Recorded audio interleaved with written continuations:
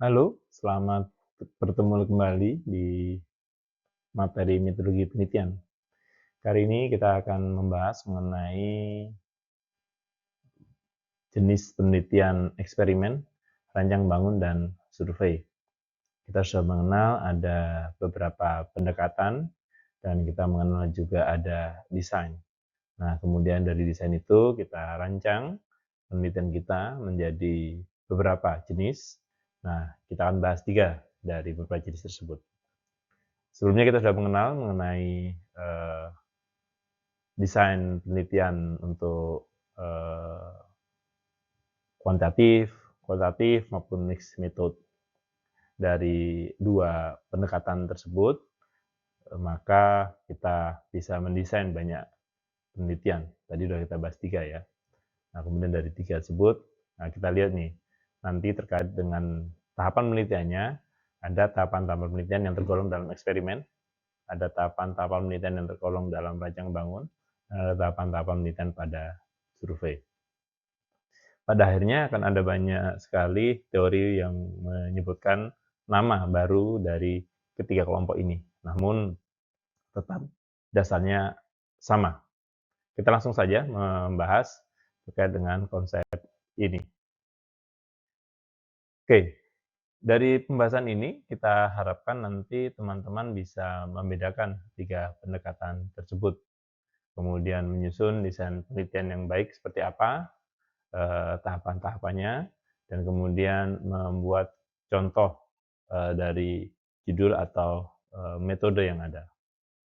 Ingat bahwasanya semua metode ini tetap mengikuti logika ilmiah, yaitu ada masalah, ada literatur yang kita gunakan untuk menyelesaikan masalah, dan kemudian kita desain penelitian kita sesuai dengan pendekatan yang kita harapkan, dan kemudian tahapan-tahapan yang memang kita sesuaikan dengan literatur yang ada. Kemudian kita lakukan pengumpulan data, analisa data yang sudah terkumpul, dan kesimpulan. Ini benang merah yang sama, apapun eh, jenis penelitian atau desain penelitian yang kita gunakan. Baik, intinya seperti ini. Eh, dari desain penelitian eksperimen, maka kita melihat perlakuan X untuk mempengaruhi Y. Apakah perlakuan X mempengaruhi Y? Ini pertanyaan khasnya seperti itu. Bukti utamanya adalah perbandingan kelompok sebelum dan sudah, pre-test dan post-test mungkin ya, seperti itu. Sehingga muncul kesimpulan kausal. Kemudian untuk pertanyaan penelitian rancang bangun, itu bagaimana membangun gitu ya, artefak untuk gitu, bagaimana membangun. Sehingga yang dihasilkan adalah prototype. Yang dihasilkan adalah uji terhadap prototype itu. Yang dihasilkan adalah validasi terhadap prototype yang dihasilkan. Baik, outputnya adalah prototype atau sistem itu sendiri. Sedangkan pertanyaan survei, itu pertanyaan penelitian khasnya adalah bagaimana persepsi, bagaimana penerimaan, gitu ya. Sehingga yang dijadikan bukti utama adalah data responden dari sampel yang ada. Dan outputnya adalah deskripsi, generalisasi, hubungan.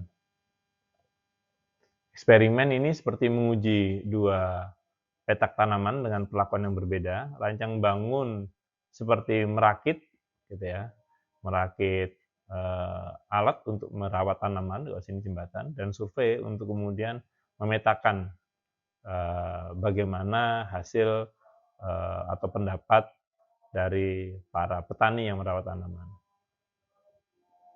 Prinsipnya dalam kita memilih mau menggunakan desain yang mana, gitu ya, jangan memilih metode karena terlihat mudah, pilih karena cocok dengan masalah, gitu ya. Pilih karena cocok. Nah, setelah Anda pilih dengan cocok, baru kemudian Anda kaitkan dengan semua keterbatasan yang ada, baru lakukan pembatasan. Tapi ingat, jangan pilih karena mudah, tapi pilih karena teorinya mengatakan demikian. Teorinya mengatakan cocok. Gitu ya. Itu teman-teman. Baru kemudian yang kedua, kalau kemudian ada kesulitan, keterbatasan yang ada, kita gunakan pembatasan masalah. Oke, masuk ke yang pertama, penelitian eksperimen. Ada 4 unsur dalam penelitian eksperimen, yaitu perlakuan atau treatment yang menjadi intervensi terhadap X, gitu ya. Kemudian ada variabel X yang diintervensi dan ada variabel Y yang menjadi dampak dari intervensi. Sementara variabel yang lain ini menjadi kontrol, dibuat sama, jangan sampai berbeda. Pada diskusi di kelas onsite, saya jelaskan kepada teman-teman bagaimana kelompok A dan kelompok B itu kemudian kita teliti saat melakukan magang atau praktek kerja lapangan di kota masing-masing. Namun kita juga harus lihat bahwasanya setiap kota itu ada perbedaan. Ada kota-kota yang kemudian menjadi kota-kota metropolitan. Ada kota-kota yang kemudian menjadi kota-kota industri, agraris. Kalau kita kemudian ingin membuat definisi-definisi atau variabel-variabel tadi menjadi kontrol, maka kita akan membuat pernyataan. Kita membuat kendali bahwasanya teman-teman nanti setelah teman-teman melakukan kegiatan praktek kerja atau magang, jangan mengunjungi tempat A, B, C, D yang melakukan 1, 2, 3 yang merupakan aktivitas-aktivitas industri atau aktivitas urban di pertanian gitu ya, atau kegiatan metropolitan. Jadi mungkin hanya melakukan aktivitas sebagai mahasiswa umumnya saja. Nah, setelah kita samakan, maka kita yakin melakukan seperti itu, maka pada akhirnya itu menjadi kontrol. Sehingga kita melihat bagaimana pelaksanaan PKL di kota A dibanding kota B, itu sudah lebih generik. Kita hanya punya X mahasiswa yang diperlakukan oleh masalah di kota X, maka yang diperlakukan oleh treatment, maka hasilnya seperti apa? Atau kita punya masalah PKL yang kemudian di treatment oleh kondisi di institusi, maka hasilnya bagaimana? PKL sukses, PKL tidak sukses, hasilnya oke, hasilnya tidak oke. Itu eksperimen. Nah, untuk apa penelitian eksperimen itu digunakan? Ada perlakuan yang dapat dikendalikan, gitu ya. Tujuannya untuk menilai efektivitas dari intervensi. Atau digunakan saat ada pembanding, kita coba bandingkan. Bandingkan saat belajar menggunakan media pembelajaran gamifikasi dengan yang tidak, ya. Atau menggunakan pembelajaran online dan yang tidak online. Nah, ini kemudian kita lihat perbedaannya.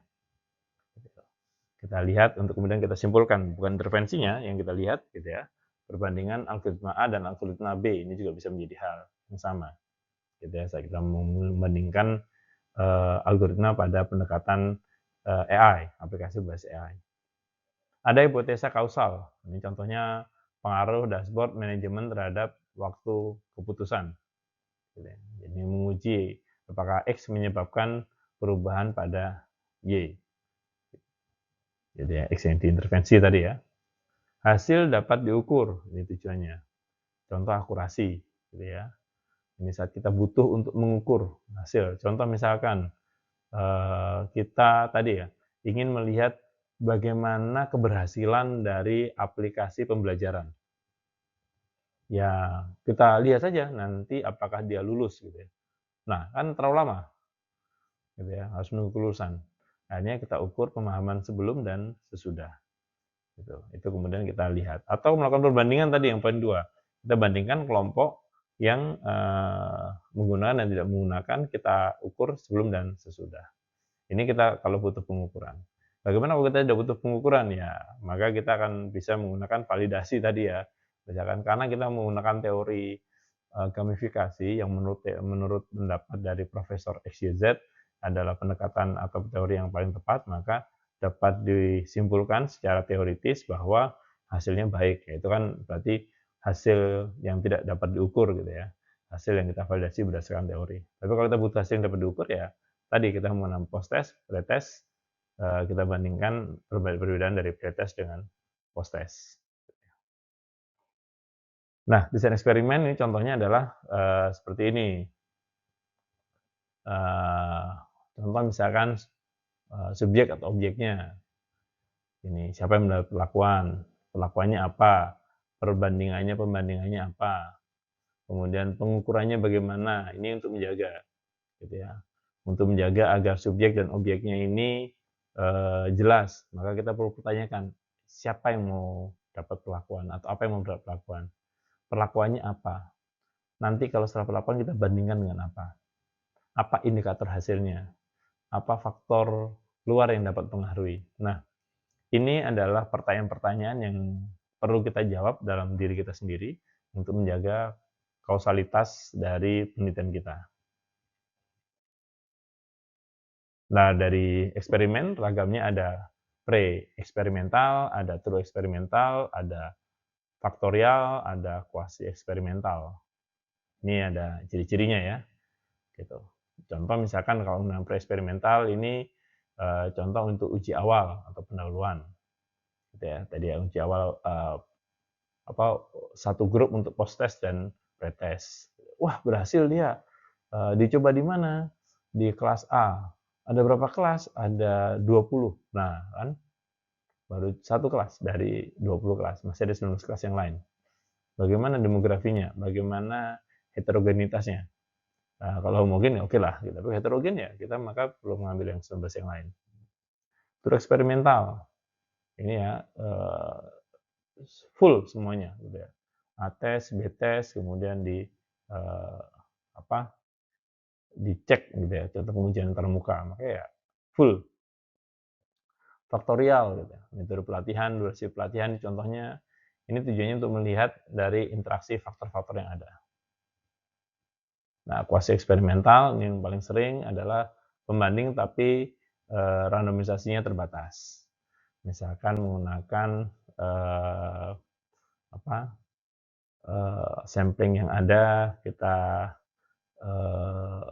tentukan gitu ya. Tidak random sampling murni gitu ya. Jadi memang kita tentukan kira-kira nanti mau seperti apa gitu ya, dari samplingnya. Kita tentukan kriteria dari sampel yang ada. Nah, catatannya adalah semakin rendah kontrol maka semakin penting peneliti untuk menjalankan penjelasan tentang batasan dan kemungkinan faktor-faktor yang mempengaruhi hasil gitu ya. Jadi kontrol tadi kalau semakin rendah, semakin sedikit, maka kita perlu melakukan penjelasan gitu, karena subjektivitasnya semakin tinggi. Ini contoh penggunaan pada penelitian yang memang ada di ranah keamanan siber, khususnya pengembangan perangkat lunak, yaitu pengaruh penggunaan simulasi insiden respon terhadap kecepatan pengambilan keputusan keamanan siber. Nah, ini saya rasa judul seperti ini teman-teman sering lihat ya. Apakah simulasi insiden respon meningkatkan kecepatan gitu ya. Nah, desainnya kuasi eksperimental di sini. Ada pretest, ada post-test gitu ya. Ada pretest di sini, kemudian ada post-test dengan kelompok banding gitu ya. Tidak pure random sampling gitu ya, teman-teman. Skor dari pretest dan post-test dikumpulkan, waktu responnya dilihat sama atau tidak. Ingat ya, nilai itu dipengaruhi juga oleh lama kita mengerjakan gitu. Kita lihat nanti pada hasilnya saat kemudian hasilnya tidak terlalu beda signifikan dari pretest dan post-test, kita bisa lihat oh ternyata memang waktu pengerjaannya relatif sama gitu ya. Mungkin dengan waktu pengerjaan yang lebih panjang kondisinya akan berbeda. Atau kita lihat pola responden-responden yang mengerjakannya lebih lama, hasil post-testnya lebih baik dibandingkan pre-testnya. Nah, hal seperti itu menjadi pengaya untuk data yang memang kita miliki gitu ya. Oke. Nah, yang berikutnya adalah penelitian rancang bangun. Nah, saat kita mendesain penelitian kita sebagai penelitian rancang bangun, maka ada beberapa aspek yang kita akan lihat, baik itu masalah praktisnya, artefak yang dibutuhkan, evaluasinya, dan kontribusinya. Masalah praktisnya adalah terkait dengan rancang bangun itu kebutuhan, pasti itu ya. Artefaknya ya prototype, artefaknya adalah dokumentasi. Ya, dokumentasi dari requirement, dokumentasi dari desain, dokumentasi dari pengujian. Evaluasinya dengan pengujian. Kalau di setelah lunak kita kenal ya ada pengujian terkait dengan unit testing gitu ya. Kemudian ada functional testing gitu ya, atau integration testing. Kemudian ada sistem yang untuk acceptance user testing gitu ya. Nah itu ada banyak. Saya sampai sekarang masih melihat pengujian ini lebih mudah kalau di software ya. Itu lebih mudah kalau saya belajar dari menggunakan buku sistem desainnya Alan Dennis gitu ya. Bagi saya lebih mudah untuk memahami. jenis-jenis dari testing pralunak. Kemudian evaluasinya bagaimana? Artefak diuji agar lebih jelas apakah memang fungsi dan bermanfaat. Ya, dari sini teman-teman lihat kalau artefak tadi dikatakan termasuk di dalamnya adalah model, desain gitu ya, maka kita uji apakah bermanfaat. Itu kenapa saya sering tanyakan kepada teman-teman, kalau teman-teman menggunakan sequence diagram, sebenarnya terpakai nggak sih saat coding? Kalau teman-teman membuat kelas diagram, terpakai nggak sih dalam pemrograman saat teman-teman menggunakan use case, terpakai nggak sih gitu ya, activity terpakai nggak sih gitu. Karena memang kita perlu evaluasi artefak ini apakah memang fungsi dan bermanfaat atau tidak gitu ya. Ingat, artefak ini khususnya model desain itu bukan sekedar syarat karena Ian Sommerville mengatakan perlu gitu ya, tapi memang ini kita gunakan untuk membantu. Kita punya keyakinan, belief, bahwasanya itu membantu kita. Maka secara justifikasi kita mengatakan perlu kita gunakan. Jadi bukan ikut-ikutan, tapi memang ada skenario yang memang kita yakin ini membantu kita. Itu teman-teman. Kontribusinya bukan hanya membuat aplikasi, tapi harus menjawab masalah dan memberi pengetahuan terkait dengan desain. Bagi kita mungkin sepintas desain yang dibuat itu bukan hal yang baru, namun bisa jadi pembaca melihat ada yang baru dari desain, walaupun masalahnya sama. Walaupun mungkin antar muka aplikasinya sama, namun ada mesin di belakangnya yang tidak terlihat, yang memang bekerja berbeda. Begitu. Jadi jangan sepelekan aplikasi atau penelitian sepanjang ini, ya. Ini menjadi hal yang penting. Ingat catatannya ini ya, ini karena banyak penelitian desain seperti ini kan teman-teman, maka catatan kontribusi ini menjadi hal yang penting. Ini menjadi kunci setiap kali saya mencoba untuk mengubah penelitian ini menjadi tulisan setara jurnal gitu ya. Bukan hanya membuat aplikasi, namun harus menjawab masalah. Masih ingat ya masalah kita bahas menggunakan tabel harapan dengan kenyataan. Dan memberi pengetahuan desain. Jadi dari desain tadi, desain ya bukan berarti terus tadi use case saja ya, kan ada desain dari masalah, desain solusi, konseptual design, gitu, desain teori. Gitu. Jadi saat kemudian Anda mengelaborasi teori itu menjadi sebuah desain, itu ada pengetahuan baru, ada keterbaruan, gitu ya, ada kontribusi. Saat Anda mengubah requirement itu menjadi suatu desain solusi, itu ada kontribusi di situ, gitu, teman-teman.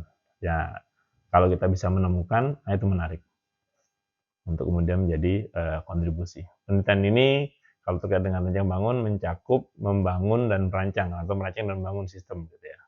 Ini kalimat metode yang kuat. Nah, guna untuk apa? Membangun sistem baru, memperbaiki proses, membuat model atau arsitektur, dan kemudian menguji kelayakan artefak. Ini rancang bangun. Nah, contoh misalkan saya membangun kerangka kerja, gitu. Kerangka kerja keamanan siber. Nah, itu berarti saya rancang bangun, teman-teman. Nah, bagaimana penelitian rancang bangun yang saya lakukan? Tentu beda ya dengan yang teman-teman lakukan ya untuk di penelitian diploma 4 atau S1.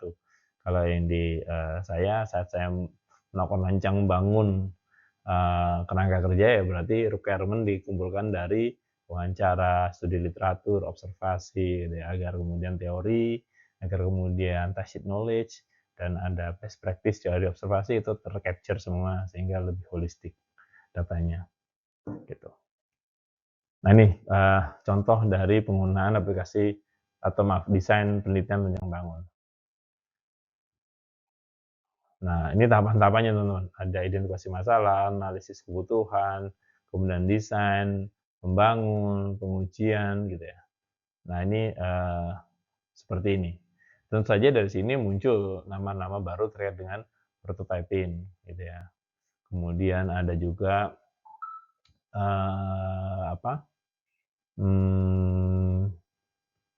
DSRM gitu ya, DRM. Nah itu bagaimana penelitian rancang bangun gitu ya. Ada masalah, kemudian ada desain, itu yang pengembangan. Ingat walaupun DRM itu menghasilkan desain gitu ya, namun desain itu kalau dilihat di slide sebelumnya juga bagian dari artefak atau output-nya. Jadi jangan sepelekan desain gitu ya. Nah, bagaimana kalau desain penelitian rancang bangun dengan metode atau pendekatan DRM itu kemudian dilakukan, terus membuat aplikasi gitu ya, karena saya, berkuliah di software engineering maka ya harus bikin aplikasi gitu. Ya berarti itu sebagai pembuktian atau sebagai proof of concept dari desain yang dibuat.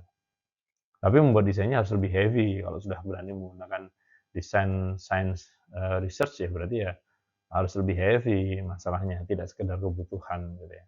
Karena sudah ada, hal yang lain, misalkan juga teman-teman menggunakan rich picture gitu ya, maaf, menggunakan ya misalkan pendekatan yang semacam begitu gitu. Nah itu ya teman-teman harus, oh memang ini memang pendekatan yang memang problematik menggunakan pendekatan seperti itu. Ini contoh penggunaannya dekat dengan judul masalah artefak atau output yang dihasilkan gitu kan, desain, dashboard web, input, kegiatan, status, progres gitu ya. Itu, contohnya dari penggunaan aplikasi yang bangun. Output-nya bukan hanya aplikasi, tapi bukti bahwa desain tersebut relevan, berfungsi, mudah digunakan, dan menjawab masalah awal. Ingat teman-teman. Oke, lanjut kita. Penelitian terakhir survei di sesi ini kita bahas. Intinya mengambil data sampel untuk membaca pola dari populasi. Ada populasi, ada sampel, ada instrumen untuk mengambil data, dan ada analisis. Itu contohnya. Jadi kalau untuk populasi ya mahasiswa, maka sampelnya ada responden, apa ini random sampling? Oh enggak, purposive random sampling. Oh ya berarti memang kita tentukan. Kita ambil sampel mahasiswa-mahasiswa yang memang sudah minimal setidaknya punya pengalaman 5 kali gitu ya melakukannya gitu, melakukan riset gitu. Atau sudah usia studi minimal 1 tahun gitu. Nah itu berarti kita sudah mencoba untuk memilih gitu ya, memperkecil dari populasi yang ada. Sampelnya kita pilih dari yang mahasiswa yang sudah berusia yang sudah usia studinya sudah minimal 1 tahun gitu ya. Instrumen tadi alat untuk mengambil data, ingat instrumen ini biasanya berupa kuesioner gitu ya. Maka harus dipastikan kuesioner ini valid gitu ya. Valid artinya benar-benar menghasilkan data yang diinginkan dan benar-benar bisa dipahami oleh responden. Jadi biasanya instrumen ini dibangkitkan atau dibuat dari teori dan saat dialih bahasakan sesuai dengan konteks permasalahan itu diuji oleh sampel responden apakah dia paham atau tidak. Baru kemudian analisis gitu ya. Ingat teman-teman, nah dari sini kita lihat nih, maka kita tarik mundur dulu. Kita akan menyelesaikan masalah apa. Kemudian untuk bisa menjawab masalah itu, maka kita akan menggunakan analisa apa. Instrumennya bagaimana. Untuk kemudian mendapatkan data seperti itu. Nanti kita harus pikirkan dari awal. Jangan sampai kita sudah kumpulkan data, terus kemudian enaknya diolah pakai apa ya? Ya nggak boleh itu. Karena bisa jadi saat kita temukan idenya, datanya nggak cocok. Oh, kita olah nih menggunakan SUS. Anda pakai skala Likert 7. Nah, pusing Anda mau pakai teori apa? Cari jurnal yang SUS-nya pakai skala Likert 7 gitu. Nah, pusing udah. Jadi dari awal sudah diolah gitu ya. Saya mau analisis menggunakan teori SUS. Itu ya berarti ya Likertnya 5 gitu ya. Oke. Nah, survei ini digunakan untuk apa? Bisa untuk mendeskripsikan suatu kondisi, mengkomparasi atau membandingkan, menghubungkan asosiasi, atau melakukan explanatory, gitu ya, penjelasan terkait dengan suatu kondisi, gitu ya, pengaruh budaya, keamanan terhadap kepatuhan SOP, itu explanatory, penjelasan. Nanti akan jelaskan. Gitu. Nah, bagaimana ya kita pakai teori pengaruh, gitu ya, teori pengaruh. Bagaimana budaya? Mungkin kita bisa menggunakan uh, teori dari ilmu uh, budaya keamanan siber gitu ya, pendekatan-pendekatan dari apa, budaya keamanan siber atau etika keamanan siber gitu ya, itu bisa bisa kemudian kita gunakan.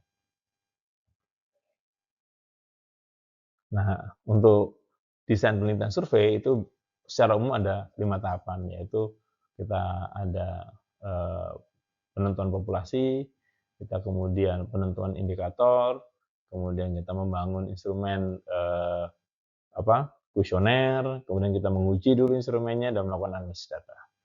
Kunci kualitas dari survei itu adalah dari bagaimana cara pengumpulan data, bagaimana cara menentukan sampel, gitu ya. Jadi misalkan ini contoh yang paling bawah, ini di sini kita kemudian lempar begitu saja di Google Form orang untuk mengisi, nah kita nggak tahu orang yang mengisi bagaimana, sesuai nggak dengan populasi yang kita gambarkan, kita harapkan. Nah, kita harus filter gitu ya. Terus bagaimana? Ya, kalau kita mau ngambil hasilnya lebih besar, ya kemudian kita harus siapkan untuk kondisi yang lebih sederhana. Jadi misalkan untuk menguji apakah yang memang mengisi itu memang seperti yang diharapkan, ada di pertanyaan demografi di awal. Gitu ya. Nanti yang memang data demografinya tidak lolos, yang tidak usah kita olah. Oke. Nah, selanjutnya ini contohnya tentang survei. Pengaruh literasi digital dan budaya keamanan terhadap kepatuhan penggunaan sistem informasi di lingkungan organisasi. Ada populasinya, ada instrumennya, dan analisisnya. Ya, tahapan-tahapan yang tadi sudah ada ya, tapi ini kondisinya seperti itu. Nah, bagaimana dengan tahapan penelitian survei? Ya, Anda bisa pakai tahapan umum tadi, tapi bagi teman-teman yang masih di level undergraduate, sarjana ke bawah, ya saran saya tetap sama, cari penelitian bereputasi yang sama dengan penelitian yang Anda lakukan. Ikuti tahapannya. Jangan melakukan tailoring atau merakit tahapan penelitian sendiri. Karena itu perlu dibuktikan.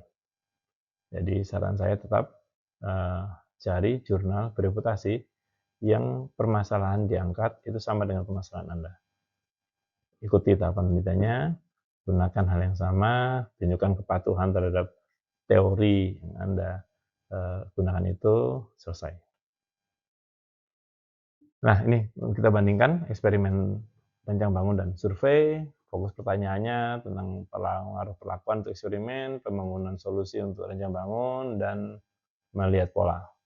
Output utamanya adalah bukti kausal, artefak, dan deskripsi atau generalisasi. Data utama di eksperimen adalah data awal, data akhir, atau data sebelum perlakuan, atau data X sebelum perlakuan, dan data X setelah perlakuan, atau dari Y-nya. Kemudian kalau dari rancang bangun adalah hasil eksperimennya, data tentang prototype, dan dari test resultnya, sementara datanya adalah untuk survei data responden. Jadi kan kalau rancang bangun buat aplikasi ya kan ada testingnya ya, maka ada test reportnya. Yang nanti dibandingkan dengan dari hasil requirementnya. Terus sampai ke risiko umumnya. Gitu ya. Eksperimen ini kontrolnya lemah, masih banyak faktor luar gitu ya. Karena banyak yang kita nggak bisa pantau gitu ya. Nah, mungkin tapi nanti dengan pengalaman melakukan penelitian eksperimen kita lebih banyak bisa memprediksi kontrol yang memang bisa ada, jadi variabel yang memang harus kita ubah menjadi suatu kontrol. Nah, kemudian dirancang bangun, resikonya apa? Hanya membuat aplikasi tanpa evaluasi gitu. Sementara di survei ini sampelnya atau instrumennya menjadi risiko. Oke.